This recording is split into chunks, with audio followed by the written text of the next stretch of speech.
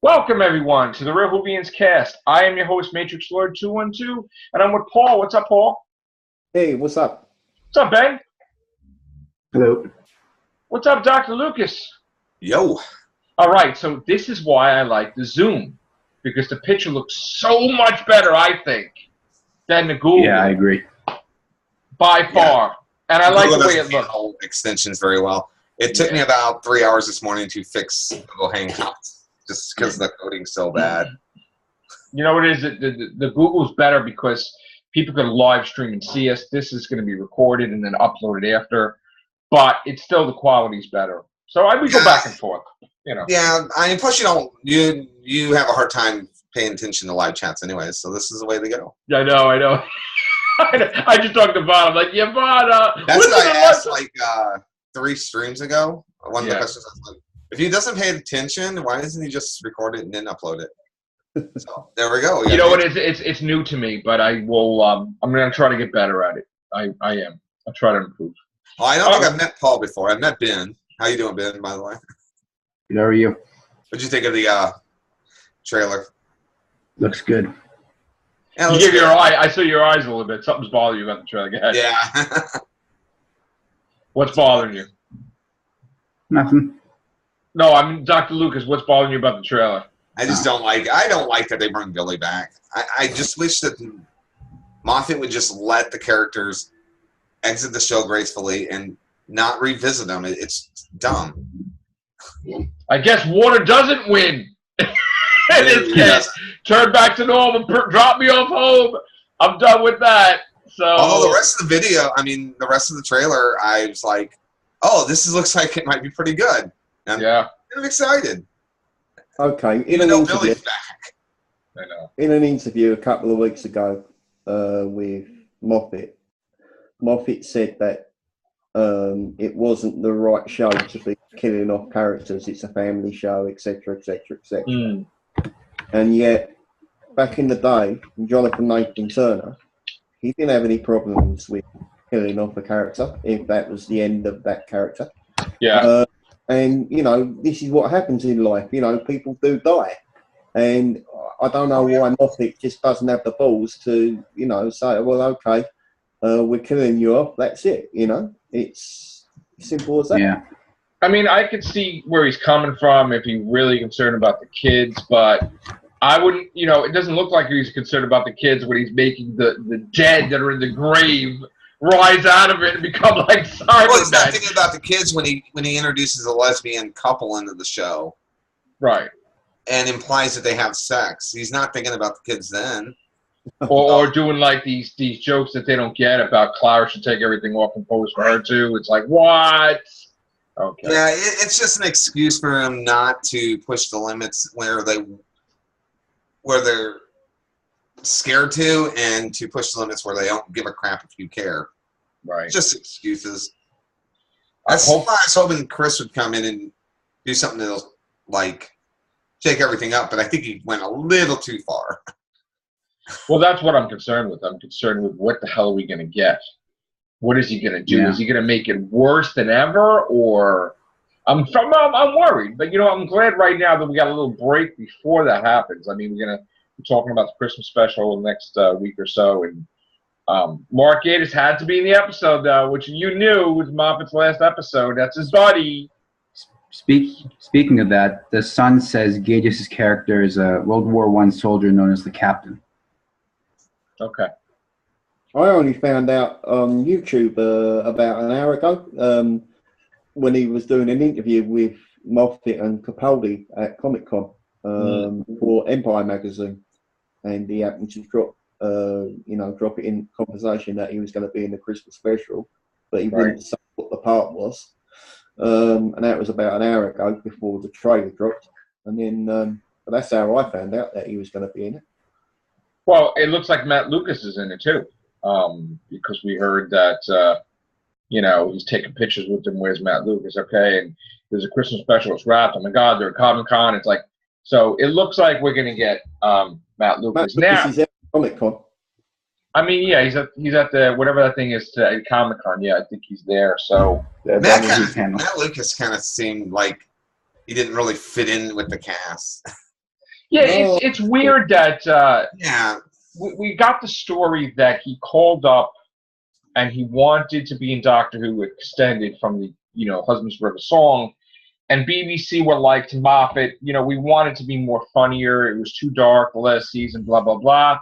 And you get the impression that Moffat's like okay, but he wasn't really okay with it because he don't like when people tell him what to do. So they gave him like nothing to do in the series. It's like you could tell like they gave him like no lines, crappy lines.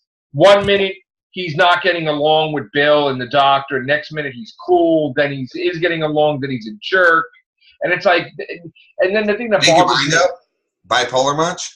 I know. And the thing that bothers me is why introduce something into Doctor Who? Like, is he in a robot body or something? And then you don't say anything about it. Like, in the first pilot episode, he was like, his hand was like, oh, and the screw came out. Like it's a fake body and it's a real head. So it's like, why don't you tell us and resolve your story arcs? Instead of doing something cheesy like that, that's supposed to imply it, and it was just really badly done. And really bad special effects for that, too. It was just like, oh, geez. Is this the season we're going to get? I know, and then you get also another thing, I don't know if you caught, because Moffat tends to throw lines into episodes that have nothing to do with the episode. Well, that's because of the stuff that happened with Matt, where, like, the Fez caught on, and he's trying to do that again. That's all that is. Well, you remember how we had Under the Lake Before the Flood, and for no reason he's talking to these people that he just met, and he's like, "Oh, the Nethersphere could create bodies for people," and it's like, what does that have to do with anything? It's like he's answering the fans, but like really quickly, where you miss it. You have to go back and listen. So, I mean, he's done that in this season, where he said that Nardole had another body and another head, and he was someone else. And then he lost his head, and then he got a new body, and then now he just lost his head again. So I thought they were trying to imply, because they said he was blue, that he was Dorian Moldovar. And then he's saying, well, you put me in a room, like gambling table, I'll run my own, thing, I'll make them buy back their own ship. It's like, oh my God, they're making him Dorian Moldovar? What the hell? So it's like, we don't know that for sure, but I mean, why? Who else is blue? Who else is blue? Sounds like he's Dorian Mulder. Yeah, and it's like, what is it? Because he's rich, that he used his whole fortune to buy a crappy body or something, and that he can't be Dorian Mulder anymore. So it's like, whatever. I don't know. But I would have just got the actor that plays Dorian Mulder, which I even have his book, which we're gonna try to get him on the cast. Whoops, I got it right here. Simon Fisher Beck.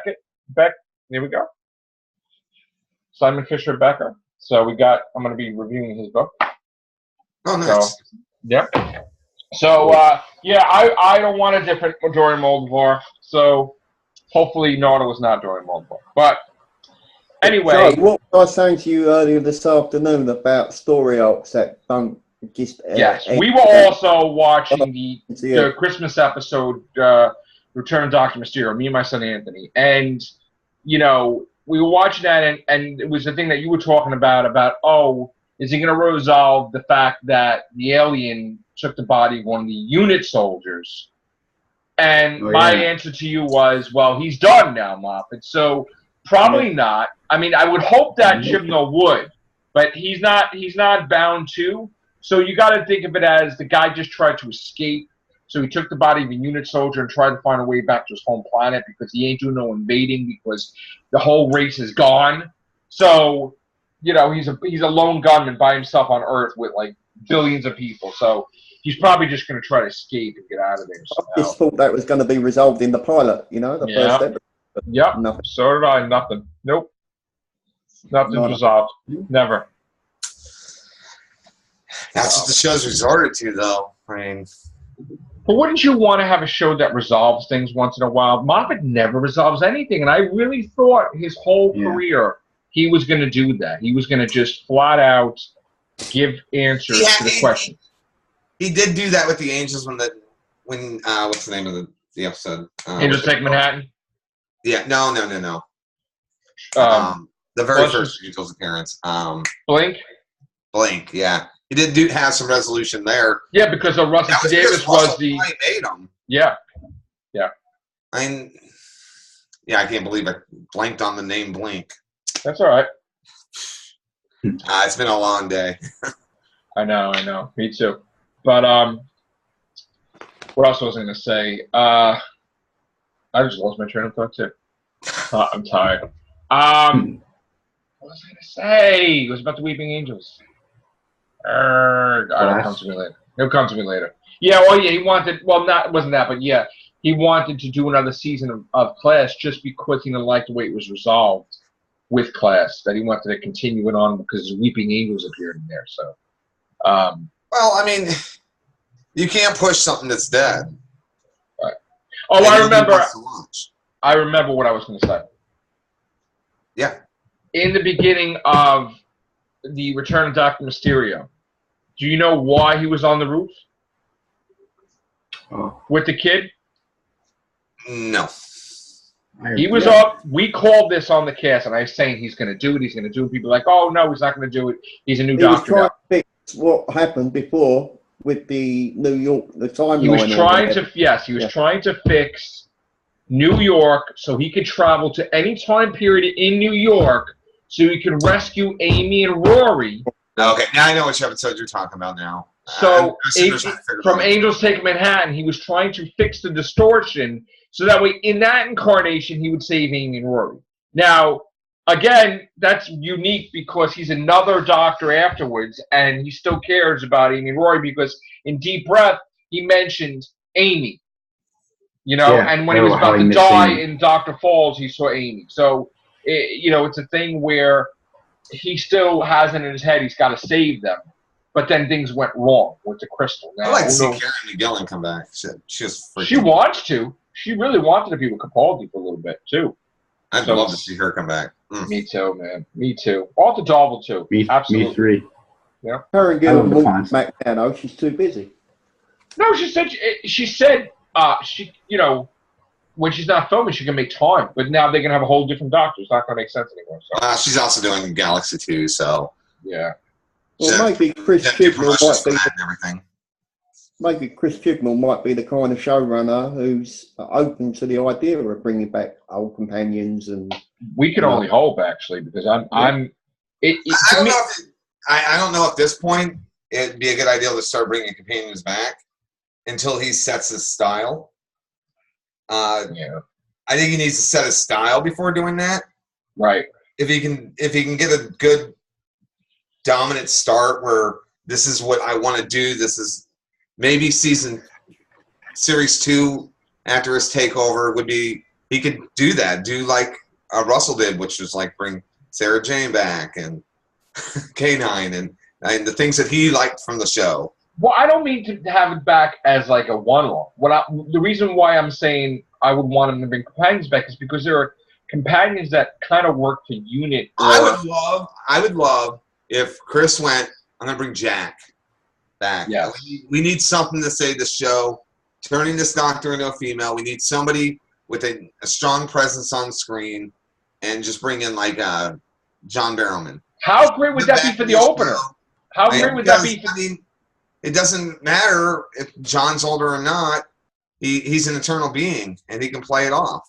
But how great would that be for him to be in the TARDIS when he regenerates, and then he's laughing that she's a woman, and he's like joking around in his own way, and he's like, "Let me help you find a bra." I would actually be a lot more comfortable if something like that happened. Right. Me too. Yeah, that'd be funny. It would ease everybody in. It would ease everybody in to make a joke about it, like let's relax everybody, and here you go. You can see like John Barrowman trying on the clothes for the doctor. What do you think? John Barrowman would do it in a heartbeat. He wouldn't say no. He would just say yes. Oh, he would love that. Yeah. Yeah, that'd be funny. He'd be cheeky enough to like hit on him before and after. They could have a thing where the TARDIS is in the middle of like someplace and unit, like I guess they sent Captain Jack there because he's around, and he knocks on the TARDIS. He gets in the TARDIS and the doctor's like changing and he's like, and they help him out. That would be perfect. But I don't see that happen. I mean, I would love to see that happen. But I don't think Chris has the foresight to do something like that.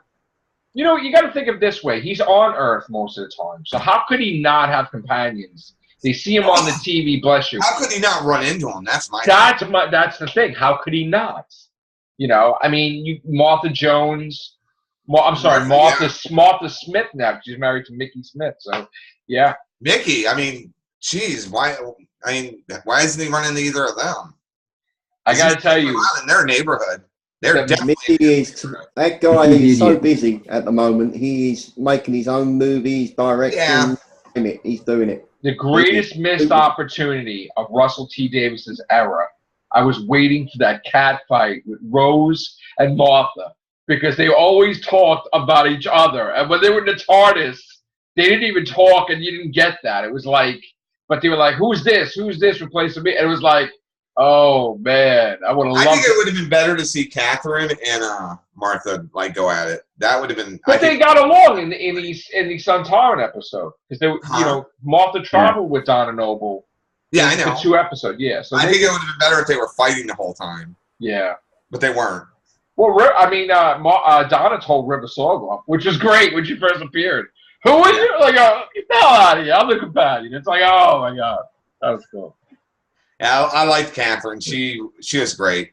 If we can get another companion like that on the show, that could you know, it takes a lot to like take the shine off of like David, and she did a great job with it. She just carried herself very well on the show. Oh, it was hysterical when she was in there with David Tennant, and like they just bounced off each other perfectly. It was like it was the first time. I'm not saying that it needs to be a female, but they need to find somebody to come in and like dominate the presence on the screen as much as Catherine did. I mean, she didn't like pull all of it off of David, but she pulled enough that it like gave people various interests in the show. And Chris, that's what I think the show needs. Yeah. Chris, go on YouTube. I don't know if you might have seen it already, and type in Catherine Tate's Nan. And I don't know if you've seen her portray an elderly person. She's just called Nan. Oh yeah. With David Tennant. A totally different Catherine. She is the most brilliant comic. Oh, she's a brilliant actress. Actress. And if you watch any of the Nan episodes or clips, they are so funny. They are very rude, so don't show them in front of the kids, but they are very funny. Oh yeah, she's a great actress.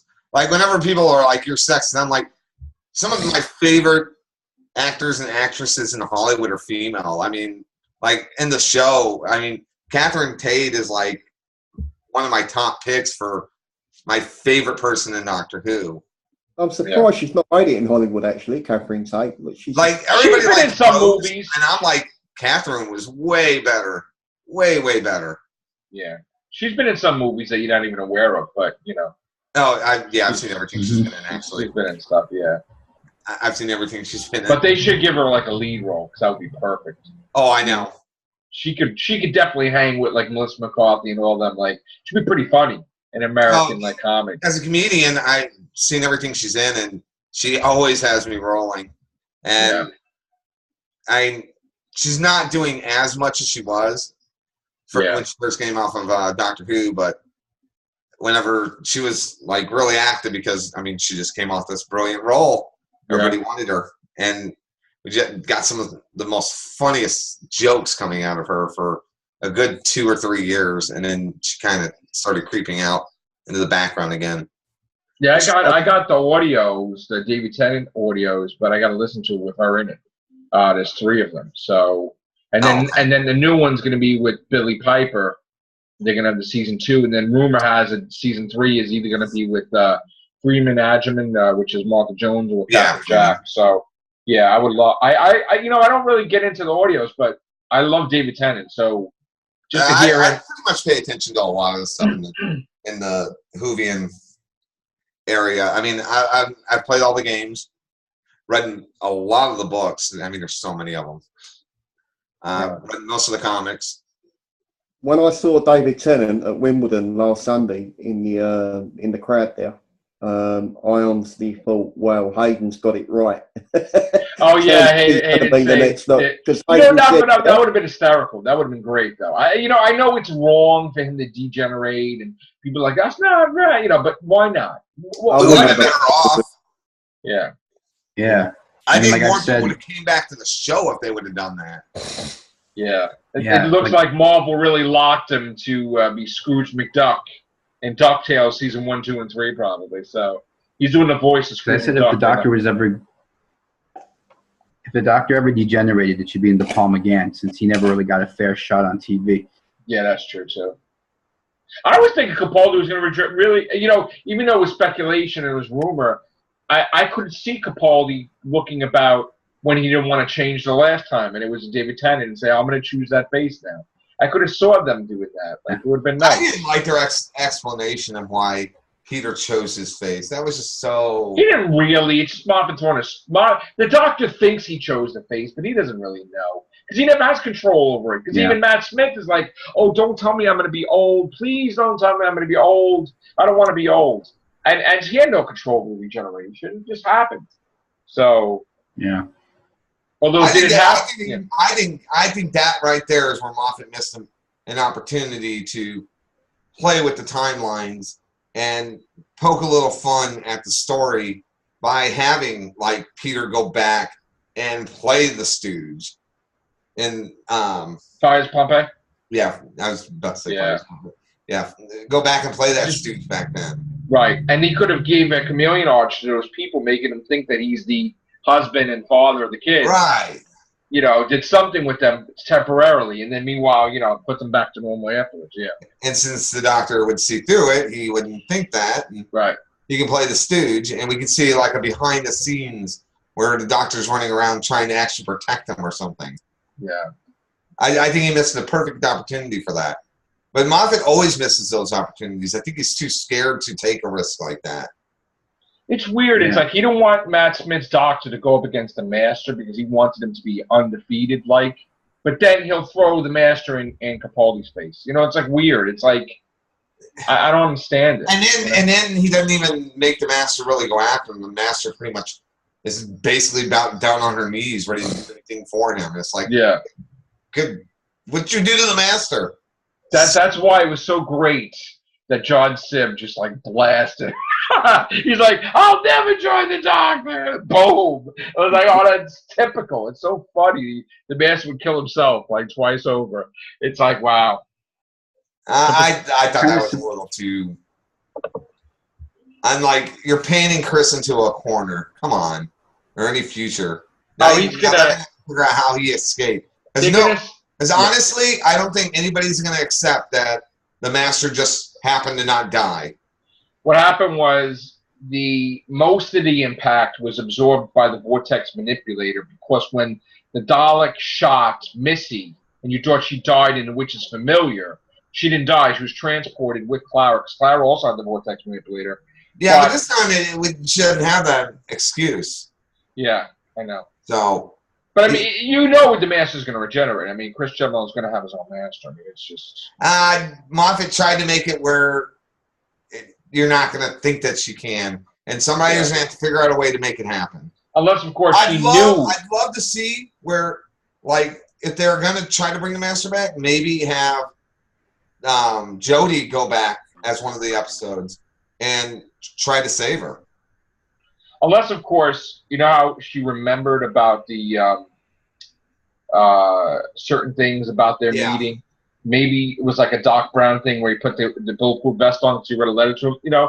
It could be a thing where she remembered as him that he's going to shoot her, so she did something to protect some of the blast. Which I'd rather see the Doctor realizing that the Master might be dead if he doesn't go back, and then he goes back and saves her. I think that would be a lot more clever, and they could show it, and it'd be way more brilliant than going, oh, I just saw it coming.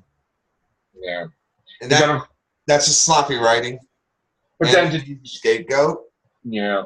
And they can make an episode out of it and really sell it. I know. And I think that would be absolutely brilliant if they did. Yeah. Well, Michelle Gomez doesn't want to come back.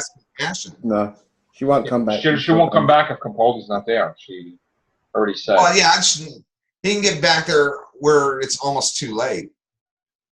Or they could always show something to happen off camera. He just, just like he tried to save the ponds. I mean, maybe he just goes back and saves it. Who knows? No.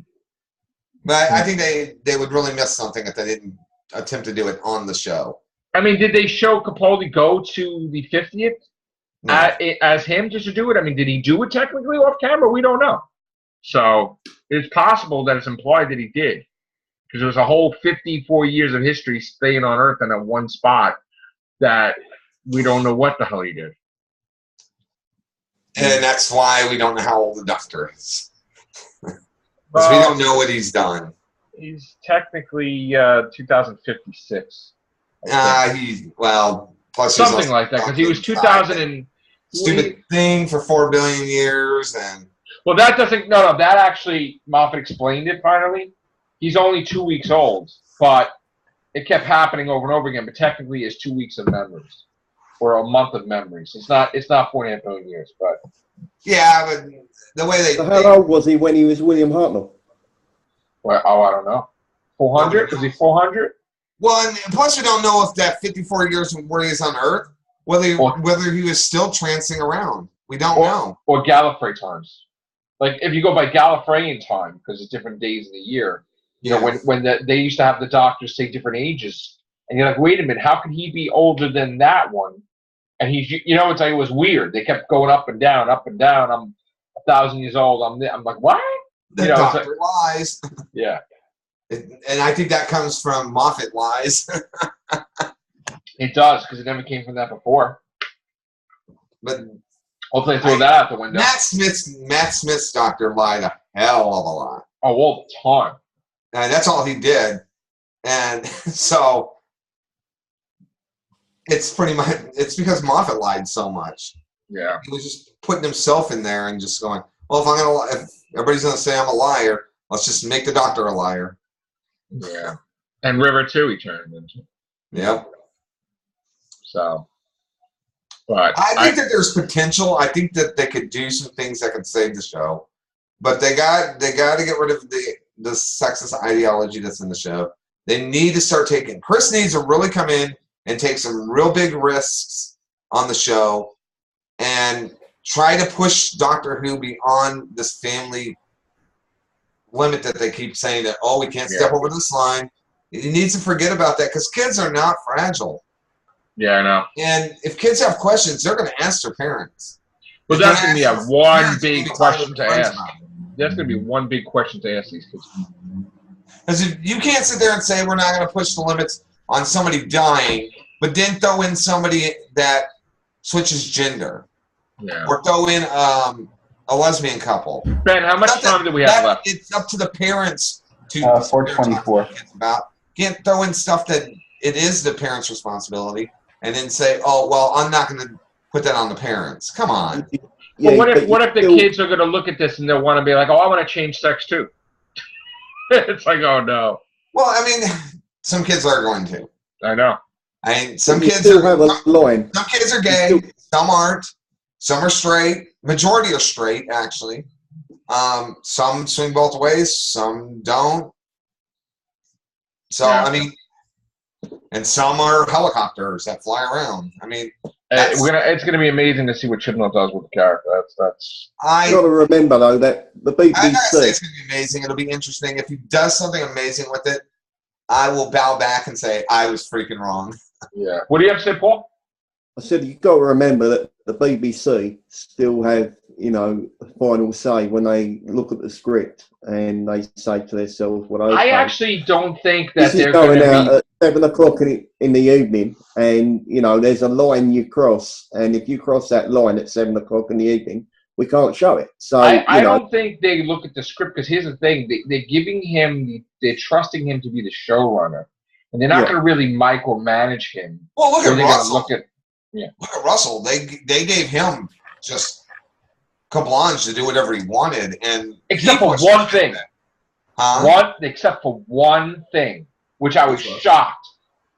You always try to think: is there anybody that really has say? Oh, hello? You hear me? I think he froze, or I froze. No, I'm I frozen. think he froze because I can still see Paul moving. Can you guys see me? No, Joe Yeah. froze. Yeah. I'm here. It wasn't me. It wasn't me this time. Hello? You guys hear me? Yep. Go ahead. Okay. But your video So froze. the one thing that he was not allowed to do, and it makes you Come in, wonder, Hey, Ben. Wasn't me this time. Yeah. guys, you hear me? So, Moffat trying to stop Matrix Lord. Oh no. yeah, Moffat doesn't want anybody to know the truth. This is censorship. Guys, you hear me? Okay, so you hear me? No. No, that's you guys cracked me up yesterday. Hear what you guys Your said video every froze, time I Joe. jumped out, Ben. Oh man. I think his audio's kind of lagging. There you go. He's There back. we go. All right, so You're anyway, back, Joe. I'll try to say how Not many as minutes do we handsome have as left? me, but it'll work. 2 minutes we have, Bill? Ben? Ben, do we have 2 minutes? We're on a time Minute limit. 48. A minute. Okay, so basically okay. there was somebody on set that had the power of Doctor Who say, and when he was going to make the woman the Doctor's mother in the end of time, they said, no, you're not allowed to. And I was like, who is that had the power to say absolutely not? And it was like, wow. They totally like, no, N-O, you can't. So there is somebody that's monitoring something that has say where they won't let them do certain things. It's It might have amazing. been one of the writers from the Or the original- family estate of the people that started Doctor Who in the first place or something. Yeah. Probably people hold the rights to it, and I can see that. I can see why, and he kind of explained why they didn't want it too. Because that was supposed to be his mother. That's the whole thing. She was in hiding. And Less than a minute. It was supposed to be his mother. That he saw that she's alive, so there's hope for him to get out of the situation and hope for everything else. And that's all the point was. That's why he knew things were going to be okay. Do your outro. All right. Thank you, guys. Take care. Bye for now.